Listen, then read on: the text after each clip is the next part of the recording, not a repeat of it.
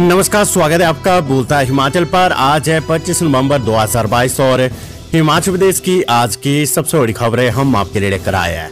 हिमाचल प्रदेश की महत्वपूर्ण खबरों की जानकारी अपडेट्स हम आपको देने वाले हैं। लास्ट तक आप इस वीडियो को देखिएगा। वीडियो अच्छी लगी तो वीडियो को लाइक कर दीजिएगा और हमारे चैनल बोलता है हिमाचल को आप सब्सक्राइब जरूर करें। पेश है आज की सबसे बड़ी खबरें। आचार संहिता के बीच 13 कानून को बने नायब तहसीलदार, अधिसूचना हुई जारी।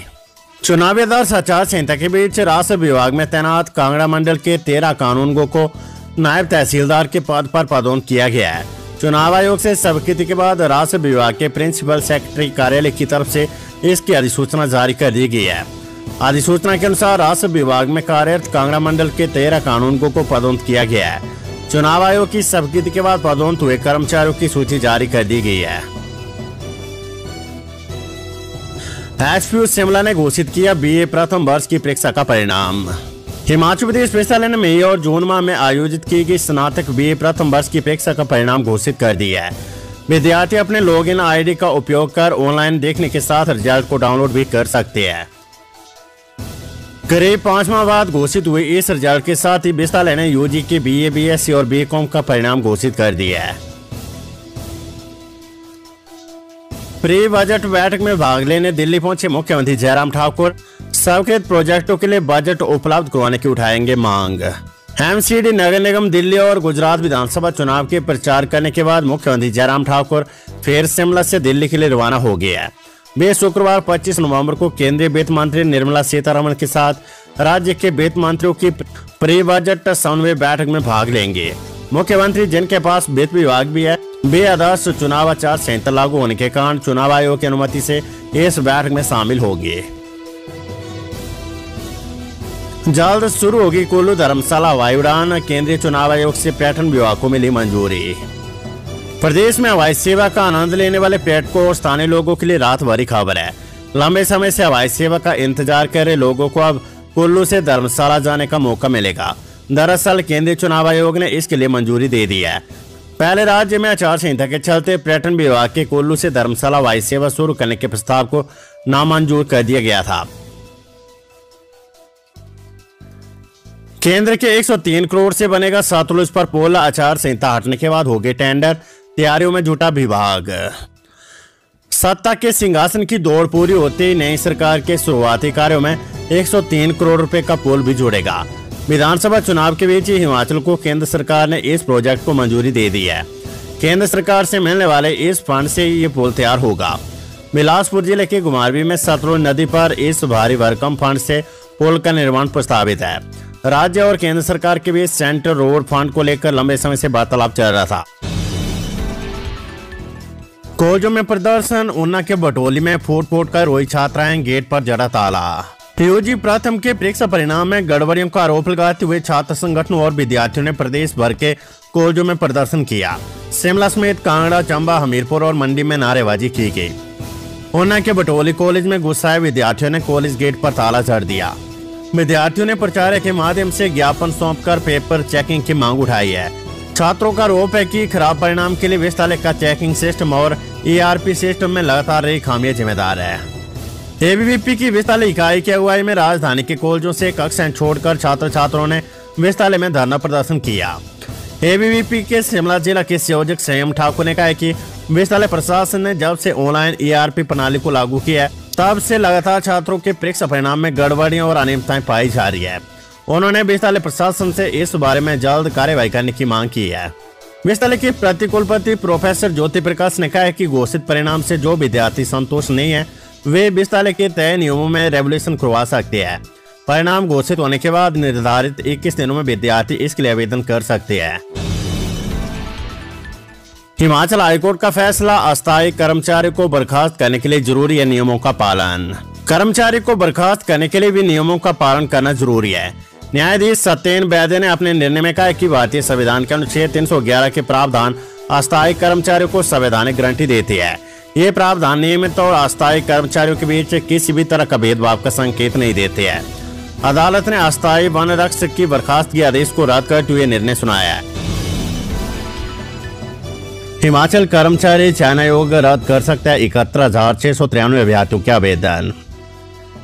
हिमाचल प्रदेश कर्मचारी चयन आयोग में सरकारी नौकरियों के लिए प्राप्त 71,693 आवेदन रद्द हो सकते हैं। इन आवेदकों ने आयोग में निर्धारित आवेदन शुल्क का भुगतान नहीं किया है। कर्मचारी चयन आयोग ने 24 सितंबर 2022 में ये आवेदन मांगे थे, जिसमें 5 नवंबर तक अभ्यर्थियों को आवेदन करने का समय दिया गया था। कर्मचारी चयन आयोग ने प्रारंभिक शिक्षा विभाग में जेएफटी शिक्षकों, स्वास्थ्य एवं परिवार कल्याण विभाग में ऑपरेशन थिएटर असिस्टेंट समेत विभिन्न विभागों में विभिन्न श्रेणियों के पदों के लिए 79 पोस्ट कोड में आवेदन मांगे थे। इन 79 पोस्ट कोड में प्रदेश भर से कुल 2,68,833 अभ्यर्थियों ने आवेदन किया है, जिसमें से 1,97,140 आवेदकों ने फीस का भुगतान किया, जबकि 71,693 अभ्यर्थियों ने फीस का भुगतान नहीं किया, जिसके चलते अब ये आवेदन रद्द किए जा सकते हैं। पुलिस भर्ती पेपर लीक मामला, चंडीगढ़ में 2, शिमला में 1 प्राथमिकी दर्ज करेगी सीबीआई। हिमाचल प्रदेश पुलिस भर्ती पेपर लीक मामले में सीबीआई चंडीगढ़ में 2 और शिमला में 1 एफआईआर दर्ज करेगी। सीबीआई प्रदेश में छात्रवृत्ति घोटाले की जांच भी कर रही है। ऐसे में स्टाफ कम होने के कारण पुलिस भर्ती पेपर लीक मामले की जांच के लिए सीबीआई शिमला के अलावा चंडीगढ़ में भी एफआईआर दर्ज करेगी। सीबीआई पुलिस भर्ती की प्रक्रिया की नई सिरे से जांच करेगी। सीबीआई ने पेपर लीक मामले में एफआईआर दर्ज करने के लिए 3 और चार्जशीटों सहित पुलिस द्वारा दर्ज की गई एफआईआर का भी ब्यौरा पुलिस से मांगा है। इसके लिए सीबीआई की ओर से पुलिस अधिकारियों को बकायदा पत्र भी भेजे गया है। पर्यटन नगरी मनाली घूमने आए केरला के 2 युवकों की सड़क दुर्घटना में मौत। पर्यटन नगरी मनाली में घूमने आए केरला के 2 युवकों की सड़क हादसे में मौत हो गई है। जानकारी के अनुसार दोनों पर्यटक युवक मोटरसाइकिल पर सवार थे और नगर के पास उनका मोटरसाइकिल अनियंत्रित होकर गहरी खाई में जा गिरा, जिससे दोनों युवक बुरी तरह से जख्मी हो गए और रास्ते में अस्पताल पहुंचते ही दोनों की मौत हो गई है।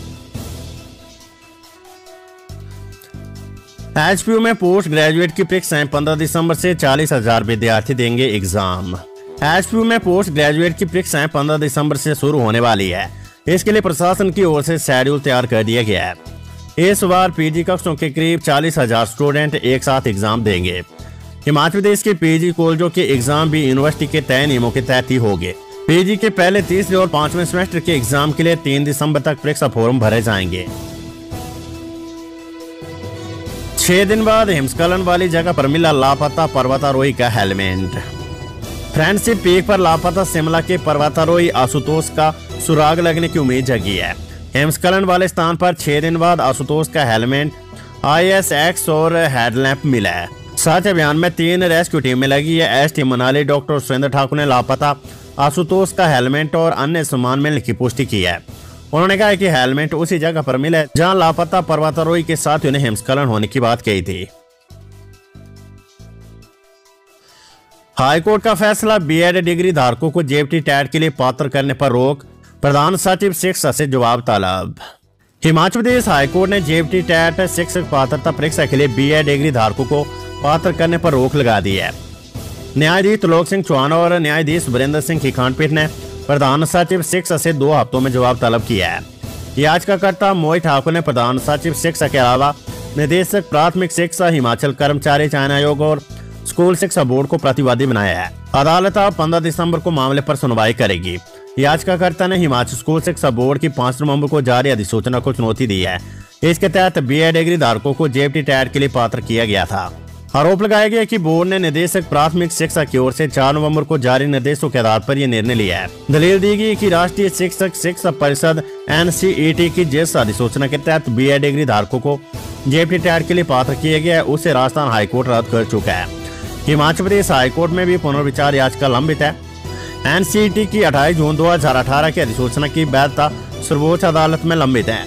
ऐसे में बीएड धारकों को जेएफटी टेट के लिए पात्र करने का निर्णय सरासर गलत है। उल्लेखनीय कि 26 नवंबर 2021 को हाईकोर्ट ने जेएफटी भर्ती मामले का फैसला सुनाते हुए स्पष्ट किया था कि शिक्षकों की भर्ती के लिए NCET के नियम प्रारंभिक शिक्षा विभाग के साथ साथ अधीनस्थ कर्मचारी चयन आयोग पर भी लागू होते हैं। अदालत ने आदेश दिए थे कि NCET की अधिसूचना के अनुसार जेएफटी पदों की भर्ती के लिए नियमों में जरूरी संशोधन किया जाए। चुनाव के बाद महंगाई का झटका, हिमाचल में रेत, बजरी और ईंट के दाम बढ़े, 25% महंगा हुआ घर बनाना। पंजाब में खनन बंद होने और अन्य कारणों से हिमाचल में रेत, ईंट और बजरी के दामों में बढ़ोतरी हो गई है। इससे अब घर बनाना करीब 25% तक महंगा हो गया है। जल्द ही सीमेंट के दाम भी बढ़ाने की तैयारी है। हालांकि सरिये के भाव में आई कमी से लोगों को थोड़ी राहत मिली है। बिलासपुर में रेत के दाम की बात करें तो पहले रेत का एक टिप 400 फीट का दाम करीब 17,000 रुपए था, लेकिन 2 माह के भीतर इसके दाम 20,000 के पार हो गया है। बजरी का एक 400 फीट का टिप पर 13,000 से बढ़कर 14,000 तक हो गया है। ईंट के दाम में भी उछाल आया। पहले 9,000 रुपए में मिलने वाली 1,000 ईंट अब 1 से 2,000 तक महंगी हो गई है।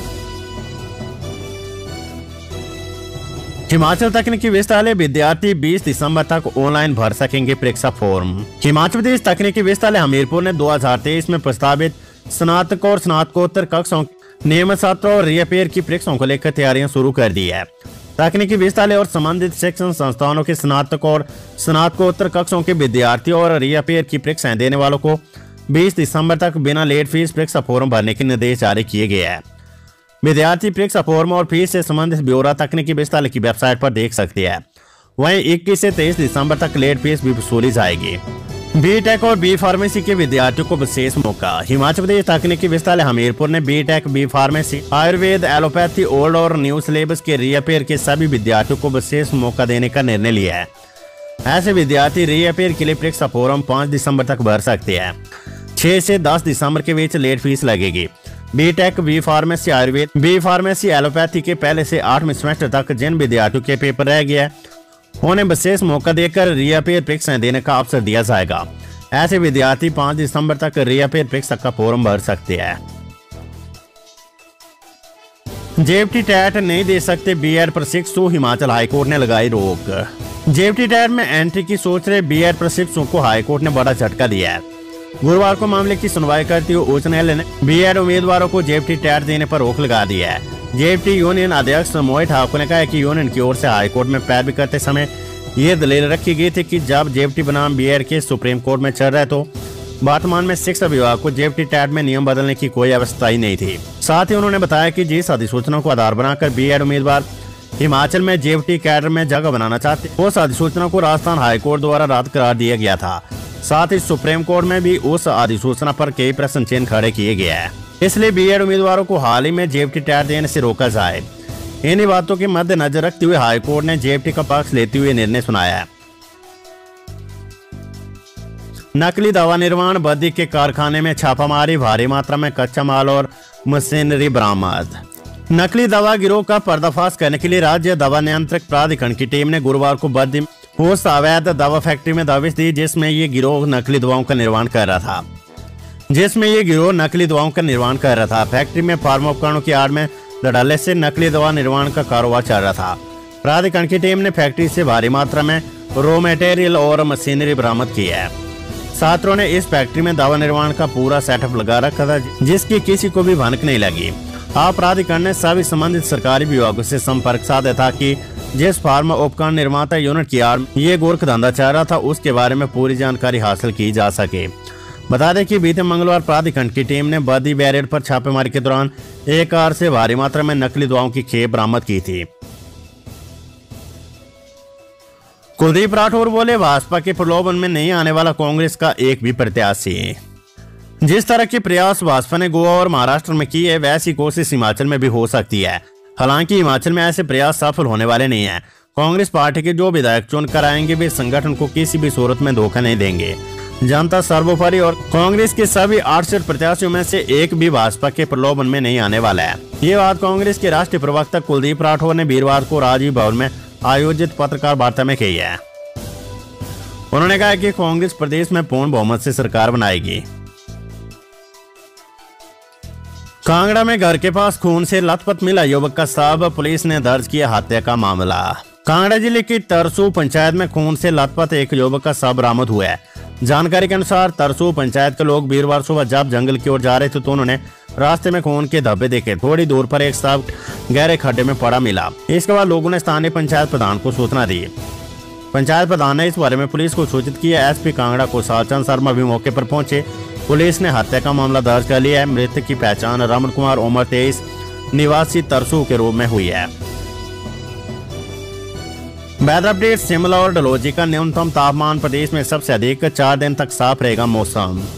हिमाचल प्रदेश में बदले मौसम के बीच राजधानी शिमला और डलहौजी का न्यूनतम तापमान प्रदेश में सबसे अधिक पहुंच गया है। बुधवार रात को प्रदेश के सभी क्षेत्रों में न्यूनतम तापमान इन 2 शहरों में कम रिकॉर्ड हुआ है। मैदानी क्षेत्रों में कोहरा पड़ने से सुबह और शाम के समय मौसम में ठंडक बढ़ गई है। बर्फबारी होने से केलांग और कोकमसेरी में न्यूनतम तापमान माइनस में पहुंच गया है। मौसम विज्ञान केंद्र शिमला ने प्रदेश में 28 नवंबर तक मौसम साफ बने रहने का पूर्वानुमान जताया है। गुरुवार को प्रदेश में धूप खिली रहने से अधिकतम तापमान में सामान्य से 2 डिग्री की बढ़ोतरी दर्ज हुई है। तो ये थी हिमाचल प्रदेश की आज की सबसे बड़ी खबरें। हमेशा की तरह आप इस वीडियो को लाइक कर दीजिएगा और हमारे चैनल बोलता हिमाचल को आप सब्सक्राइब जरूर करें। आप कहां से ये वीडियो देख रहे हैं वो आप हमें कमेंट बॉक्स में कमेंट करके जरूर बताइएगा। अगर आपका कोई सवाल है वो भी आप हमें कमेंट बॉक्स में कमेंट करके पूछ सकते हैं। वीडियो अगर आपको ये अच्छी लगी होगी तो वीडियो को लाइक कर दीजिएगा और प्लीज हमारे चैनल बोलता हिमाचल को आप सब्सक्राइब जरूर करें। नमस्कार, जय हिंद, जय भारत।